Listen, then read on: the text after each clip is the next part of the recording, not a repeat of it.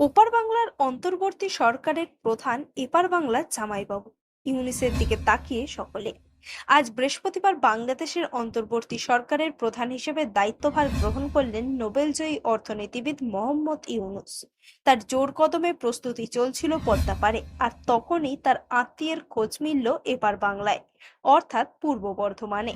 শুনে অবাক লাগলেও বাংলাদেশের দায়িত্ব নিতে চলা মোহাম্মদ ইউনূস বর্ধমানের বাসিন্দা আশফাক হোসেনের জামাইবাবু। নোবেল পাওয়ার পরেও তিনি একবার বর্ধমানে এসেছিলেন, মাঝে মাঝেই দেখা করতে যান বাংলাদেশে আশফাক হোসেন। তিনি বলেন, ভারতের সঙ্গে আরো মধুর সম্পর্ক গড়ে উঠুক এটাই চাই। খুবই সাধারণ জীবনযাপন করতে পছন্দ করেন জামাইবাবু। যখনই তিনি যান বাংলাদেশে নিয়ে যান মিহিদানা। এবারেও বাংলাদেশে গেলে জামাইবাবুর জন্য মিহিদানা নিয়ে যাওয়ার ইচ্ছা রয়েছে তার। লাগছে তো ভালোই লাগে সবাইকে, কেন আমাকে ভালো লাগছে, আপনাদের ভালো লাগছে না? আপনাদের নিশ্চয়ই ভালো লাগছে। একটা বাঙালি বা আমাদের বর্ধমানের জামাই এবং আমাদের মানে একজন বাঙালি হিসেবে যদি উনি একটা শপথ নিতে, যদি শপথ নেওয়ার পর যদি উনি আরও ভালো কাজ করতে পারেন, এটা তো সবাই পক্ষে এ পক্ষেও ওই দেশে দুই দেশের জন্যই তো খুব ভালো। এখন সেটা তো উপরওয়ালা জানে কতটা সফল হবে না হবে। এখন তো আমি অ্যাডভান্স কিছু বলতে পারি না। যে সফল হওয়ার জন্য তো উনি শপথ নিচ্ছেন, কাজ করার জন্য এগিয়ে এসছেন। ওর এখানে ওদের রিকোয়েস্টে, স্টুডেন্টদের রিকোয়েস্টে, হ্যাঁ ওদের এতে তো রিকোয়েস্টে উনি এগিয়ে এসছে। ঠিক আছে, আমি দেখি, আশা করি দেশটা খুব ভালোই যাবে। এবং আমি বলি যে দেশটা ভালো তো যাবে, কিন্তু আমাদের সঙ্গে যেন ওয়েস্ট বেঙ্গল, আমাদের ইন্ডিয়ার সঙ্গে যেন ভারতবর্ষের সঙ্গে বাংলাদেশে খুব সুন্দর মধুর সম্পর্ক আরও গড়ে তুলুক, যাতে আগে যা ছিল তার চেয়ে যেন ভালো হোক।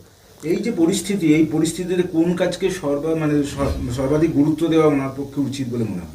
প্রথমে তো আমি বলি যে দেশটা শান্তভাবে চলুক এবং এবং মানে পার্শ্ববর্তী দেশে আমাদের সঙ্গে যেন খুব ভালো সম্পর্ক গড়ে তুলুক। হ্যাঁ, এটা সবচেয়ে বড় আসল ইম্পর্টেন্ট হচ্ছে ওখানকার এটা যেন মানে সব কিছু যেন মানে একটা লাইনে নিয়ে আসতে। প্রচুর লোকের মৃত্যু হচ্ছে। হ্যাঁ, মৃত্যু হয়েছে আগে, এখন তো আর অত মনে হচ্ছে না। এখন জানি না আমি কত কী হচ্ছে, এখন আগে যা হয়ে গেছে। আগে তো অনেকই হয়েছে শুনলাম।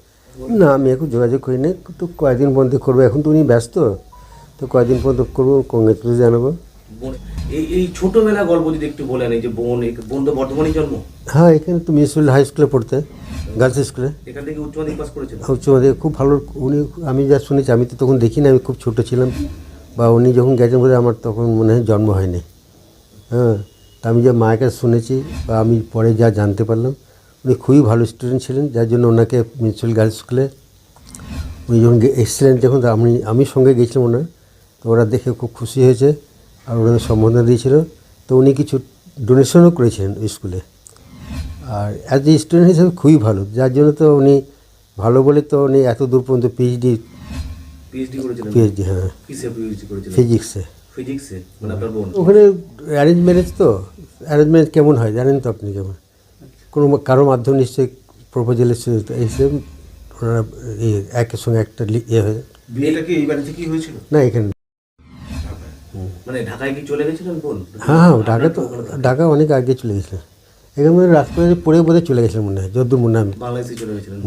আর ঢাকায় কি কোনো কলেজে মানে প্রফেসর বা এরকম? হ্যাঁ, জাহাঙ্গীরনগর ইউনিভার্সিটির প্রফেসর ছিলেন। আচ্ছা। বর্ধমানের বাড়িতে ইউনূস সাহেব কখনো এসেছেন? এই আপনাদের অবশ্যই 2বার এসেছেন। কখন, কবে, কতটা গর্ব হচ্ছে? গর্ব তো আপনাদের যেমন হচ্ছে, আমারও তেমনি হচ্ছে। আপনাদের গর্ব হচ্ছে না একজন বাঙালি হিসেবে বাংলাদেশে উনি নোবেল জয়ী। হ্যাঁ, বর্ধমানের জামাই। জবরদস্ত জামা, এটা তো মানে পেপারেও দেখেছি আমি এখানে। তো ওনারা বলে আমরা খুব গর্বিত। তা ওরা যেমন গর্বিত, আপনারা যেমন গর্বিত, আমিও সেরকম গর্বিত। দিদি কত বছর আগে এখানে এসেছিলেন লাস্ট? দিদি এসেছিলেন 6-7 বছর আগে মনে হয়। মানে ওই যে ইউনূস সাহেবের পরেও এসেছিলেন? হ্যাঁ, অনেকবার এসেছিলেন। আচ্ছা, ভারতের সাথে সুসম্পর্ক কেমন? অবশ্যই ভালো হবে, ভালো হবে না, অবশ্যই ভালো হবে। আমার তো মনে হয় ভালোই হবে, আর ভালো হওয়ার দরকার। আর ভালো আগেও ছিল, এখনও হবে, পরেও হবে।